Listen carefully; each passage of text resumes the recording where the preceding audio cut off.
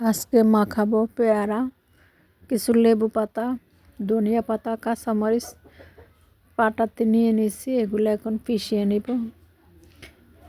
এই যে কিছু কাঁচামরিচ, এগুলা পাটাতে পিষিয়ে ভর্তাটা তৈরি করলে অনেক মজা লাগে খেতে।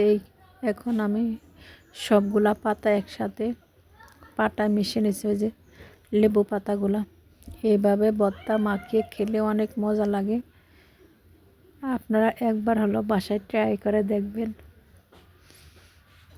এখন আমি পেয়ারাগুলো সুন্দর করে এভাবে থেতো করে নিচ্ছি। আপনারা চাইলে বটি বা দা দিয়ে ছোট ছোট করে কেটে নিতে পারেন, তবে এইভাবে ছেঁচে নিলে খেতে ভর্তাটা বেশি ভালো লাগে। এভাবে সবগুলো আমি ভালোভাবে থেতো করে নিচ্ছি।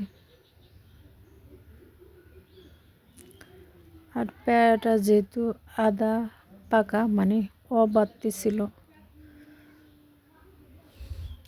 এভাবে সবগুলা পেয়ারা আমি থেতো করে নিচ্ছি। আর এইভাবে পেয়ারা মাখালে খেতে বেশি ভালো লাগে।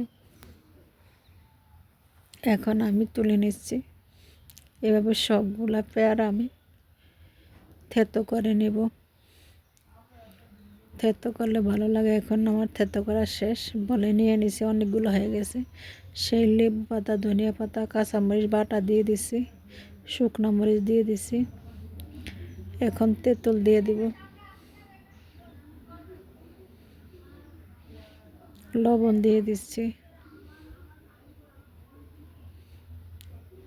এখন ভালোভাবে মাখিয়ে নিচ্ছি।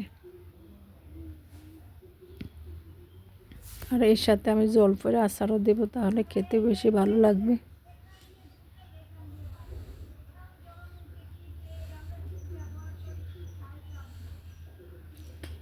এভাবে সবগুলো আমি মাখিয়ে নিচ্ছি ভালোভাবে। এখন দিয়ে দেব কিছু জলপাই, এটা টক মিষ্টি। আবার একটু মরিচ গুঁড়ো দিয়ে দিছি, ঝালটা যাতে বেশি হয়। এখন আমার ভর্তাটা মাখানোর শেষ, এখন সবাইকে দেব। কালারটা কিন্তু অনেক সুন্দর হয়েছে। ভিডিও ভালো লাগলে লাইক, শেয়ার, কমেন্ট করবেন।